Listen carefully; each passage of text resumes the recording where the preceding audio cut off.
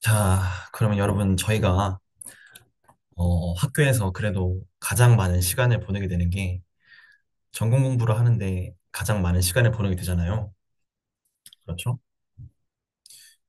전공이라고 하면은 이제 아까 앞에서 보여드린 화학공학 전공 과목들을 말하는 거고, 그러면 단순히 저희가 공부를 하는 게 어떤 시험을 잘 보고 학점을 잘 맞기 위해서 하는 게 아니라 이 4년 동안 우리가 내 펀더멘탈 어떤 내 평생 일하게 되면서 사용될 기반을 닦는 건데 거기에 대해서 우리가 한번 깊게 생각을 해보자는 거죠. 화학공학이잖아요. 공학이라는 게 뭔지 한번 생각을 해본 적이 있나요? 네, 그쵸? 저희가 연력학 책을 펼치게 되면은 이제 가장 처음에 등장하는 주제가 열과 일의 동등성에 대한 이야기가 나와요. 그쵸? 이 줄의 실험, 이제 한 번씩 좀 익숙하죠? 이 줄의 실험이라는 게 이 추를 통해서 기계적인 일을 했을 때 그 기계적인 일이 이제 물의 온도를 올리게 되는 열이라는 현상과 측정을 해보니까 완벽하게 일치하더라.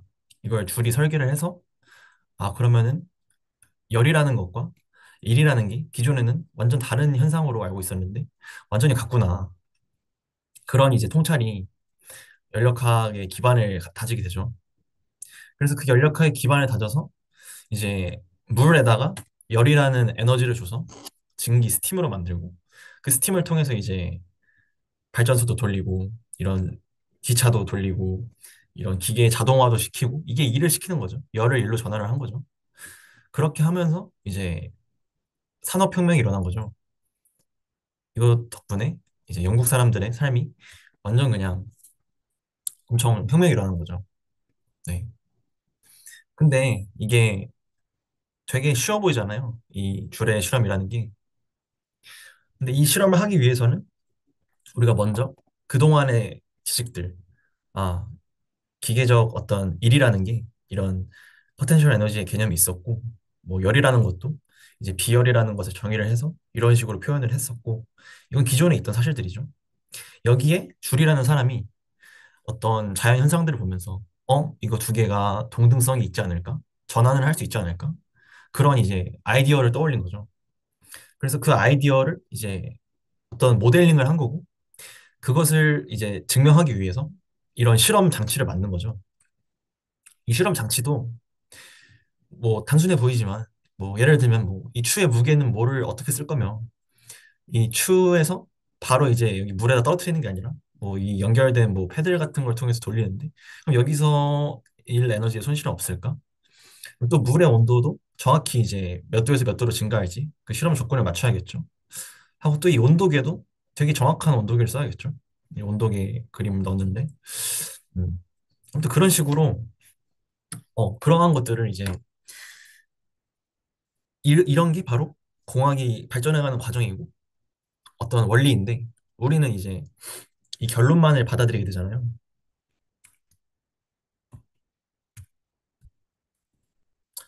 그래서 우리가 어, 뭐 물론 이 결론만을 받아들이기 때문에 뭐 상태 방정식 그게 처음에 이상기체 상태 방정식 같은 경우에는 저희가 뭐 이미지 하기가 쉽죠. 근데 막 팽로미스 이퀘이션 뭐 그런 식으로 막 SRK 이퀘이션 뭐 그런 상태식이 나오면서 뭐 하는지를 모르겠어. 이게 무슨 말인지도 모르겠고. 하지만 근본은 다 이런 어떤 관찰과 측정과 그걸 통해서 이제 자연 현상을 어떻게 나타낼 것이고 그것이 우리 삶에 어떤 도움이 될까 그걸 생각해 보는 게 이제 공학이라고 할 수 있을 것 같아요. 제가 저의 학부생이지만 저가 나름대로 정리를 해봤을 때 그래서 여러분들도 이렇게 한번 나름 꼭 정리를 해보세요. 본인이 내가 학교에서 배우는 게 내가 지금 배우고 있는 게 어디 어떤 의미를 가지고 있을까. 시험 문제 너무 중요하지만 음, 그래가지고 또 공학적인 거는 이제 어떤 과학이나 연구에서는 조금 정확성이나 어떤 정확도나 실제 물리적 현상을 묘사하는 게 중요할 수도 있겠지만 이제 공학은 이제 실제 이제 현실에서 일어나는 여러 가지 제약 사항들이 있기 때문에 뭐 예를 들면 이제 우리 플랜트 엔지니어링은 결국 공사를 하기 위한 건데 그러려면 이제 시간이나 비용이나 뭐 안전 이런 것들이 굉장히 중요하게 되죠. 그래서 예를 들어서 우리가 어 그 뭘 만들 때 뭐 열교환기나 컬럼 같은 거는 만드는 게 되게 오래 걸려요. 근데 뭐 오리피스나 그런 유량계 이런 것들은 만드는 게 되게 그런 열교환기 같은 장비에 비하면 이런 계측기들은 훨씬 더 짧게 걸려요.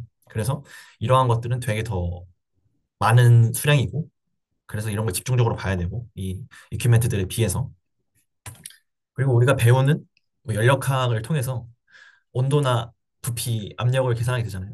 그럼 그게 이거의 설계 어떻게 쓸까 해서 압력이 높다는 것은 그게 이제 안 부서지게 잘 버텨야 된다는 건데 그 압력에 따라서 이 용기의 두께가 정해지게 돼요. 두께가 두꺼울수록 철이 많아지면서 비용이 많이 들어가게 되겠죠. 또 이제 디스틸레이션 컬럼 설계를 할 때 우리가 스테이지 설계를 하는데 그 스테이지가 많다는 거는 결국 이 타워가 되게 크다는 거고 그만큼 또 비용이 많이 들어가는 거죠. 음. 그리고 이걸 만들어서 공장 근처로 옮겨야 되잖아요. 공장이 이제 플랜트들이 뭐 우리나라에서는 울산, 여수 바다 쪽에 있는데 그거를 또 이것도 옮기는 거 얼마나 힘들겠어요. 엄청 큰데 거의 뭐 작은 아파트만 한데 컬럼 같은 경우는 그렇죠? 그래서 그런 식의 뭐 이제 엔지니어링적인 거가 있고 또 다시 막 돌아와서 이거는 제가 학부 연구생 때 한 건데 이것도 똑같아요.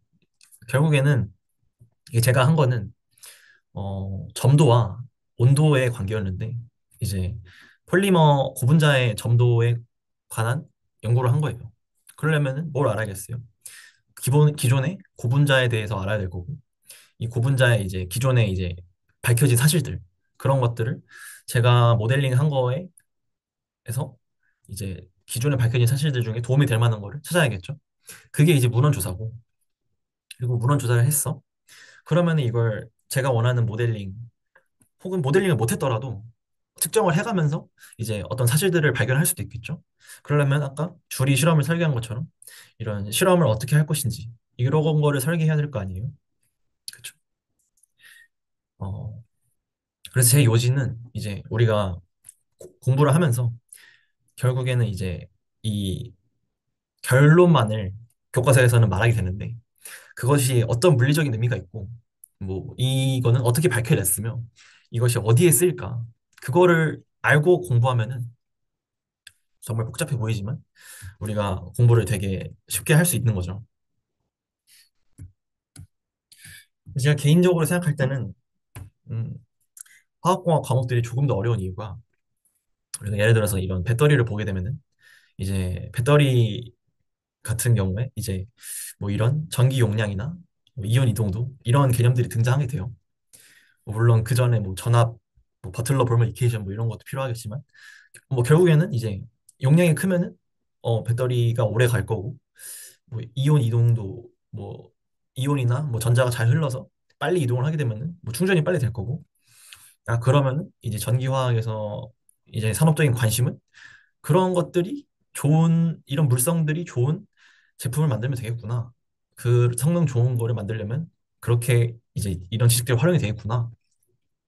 그런 것들이 이제 저는 상대적으로 쉽게 다가온다고 생각을 하는데 이제 연력학의 경우에는 이제 이런 뭐 엔탈피나 뭐 기스 에너지, 뭐 비열비 CP, CV, 뭐 압축인자 Z 뭐 이런 것들이 좀 추상적이죠. 우리가 현실에서 볼 수가 없는 거죠. 실제 공장에서 가도 이거 현실에서 볼 수가 없어요. 이게 결국 유체의 성질들인데 액체와 기체로 나타나는. 근데 그 유체가 결국에는 이 파이프 배관 내부에서 흐르기 때문에 우리가 그것을 어떤 측정을 통해서 그 유량계나 압력계 같은 측정을 통해서만 볼 수 있는 거지. 아니면 안전사고 나서 폭발한다든지 그걸 통해서만 볼 수 있는 거지. 우리가 확인을 할 수 없으니까 이게 되게 추상적으로 다가오고 어렵단 말이죠. 음. 그렇지만 그럼에도 불구하고 이제 어, 공정 설계에서는 이제 이런 연력화, 열전달, 분리공정, 제어 이 모든 개념을 사용을 하게 돼요. 음, 그래서 이제 하나하나씩 이 전공 과목들이 대충 어떻게 어떤 흐름이 있고 떻게 이제 사용이 되는지를 말씀을 드려볼게요.